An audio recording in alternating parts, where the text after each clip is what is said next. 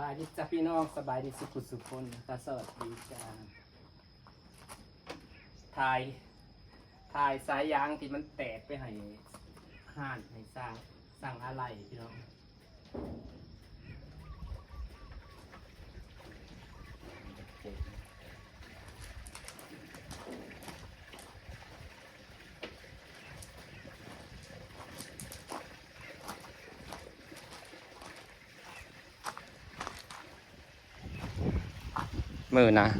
มือเทียนน้ำมันพาวเวอร์บ่มีนะถอยรถเข้ามานะที่นั่งว่ามันถุยนะพี่น้อง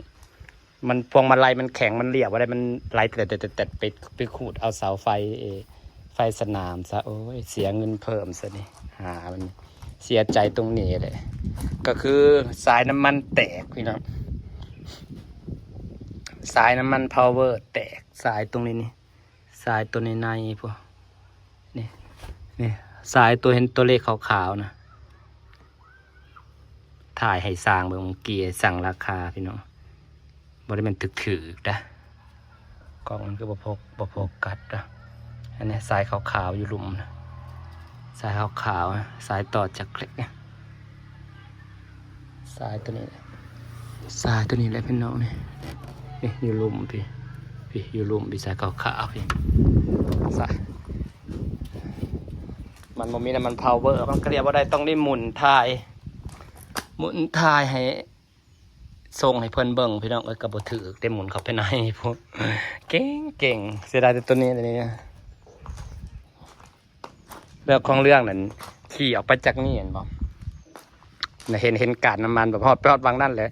พวกมาไล่อะไรอยากแข็งแล้วเลี้ยวคือเลี้ยวสิยากแต่มันก็ยังอยู่น้ำมันเนาะมันไปฮอดหนาเพราะอะไรมันเห็ดยังบ่ได้แหละก็เลยลงมาเปิดปึงพวงมาลัยเปิดปึงน้ำมันพาวเวอร์ผัดโปมีเลยบัดพ่อเขาเทน้ำมันพาวเวอร์ลงผัด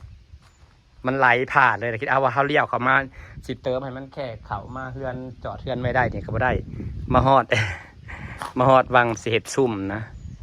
สิถอยเข้ามานะบัดนี้มันผัดหลดเป็นเลี้ยวบ่ได้เนาะมันเลี้ยวบ่ได้ผัดเฮากับปั่นอยากไก่ละเมอเนี่ยเนาะตกใจว่าหลดเป็นยังไงนะ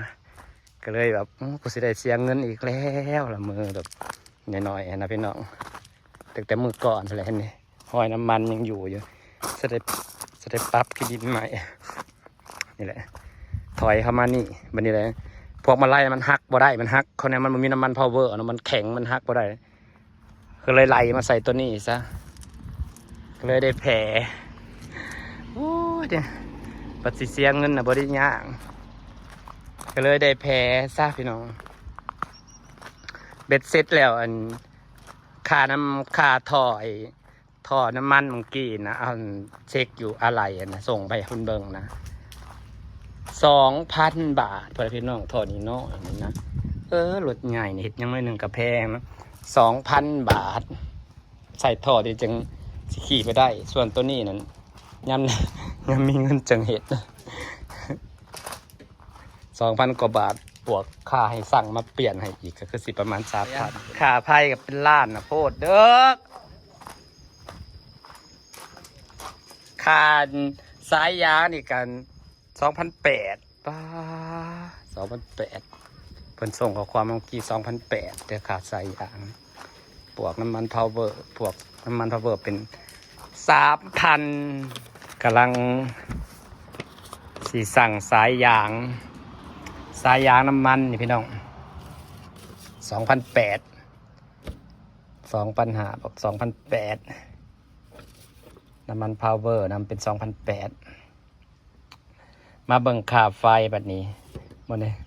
มือกระดำอันเห็ดกับไปน้ำมันได้ล้างโอ้พี่น้องทั้งค่าไฟทั้งซ่อมรถมันเงินเป็นเท่าไหร่นี่นะ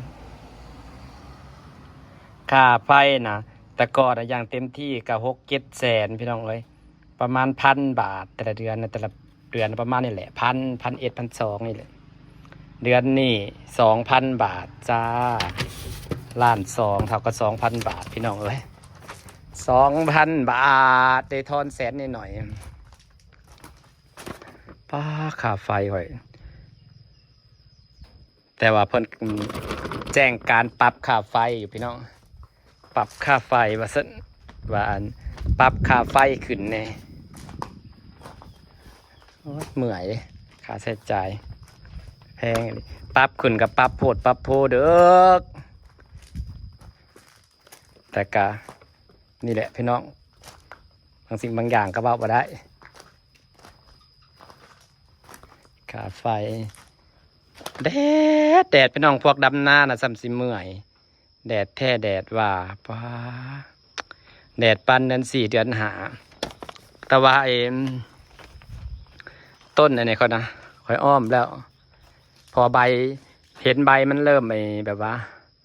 ใบมันแบบกรอบๆอันนะบ่มักแดดนะใบมันกรอบเป็นสีขาวข่อยก็เลย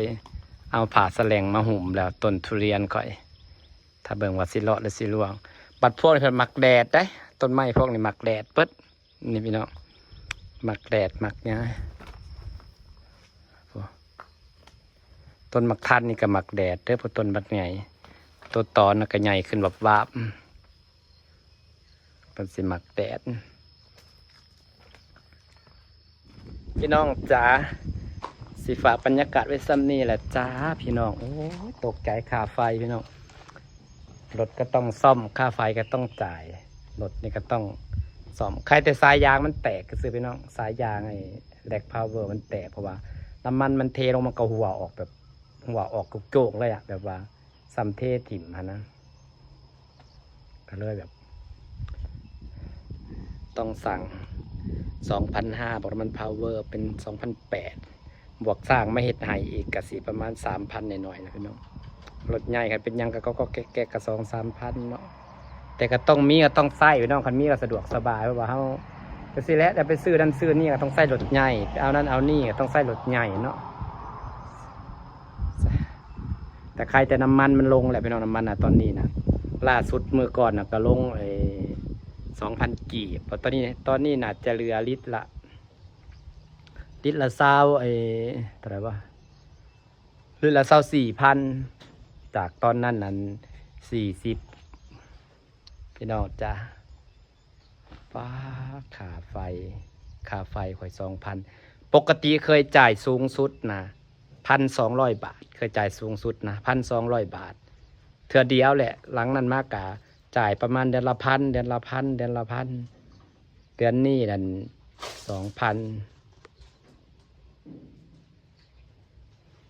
แต่เพิ่นว่าอยู่ว่าค่าไฟสิขึ้น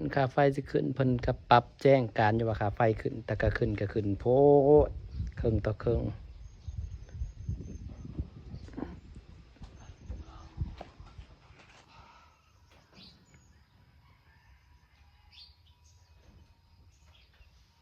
แดดแท้แดดว่าว้ายมื้อนี้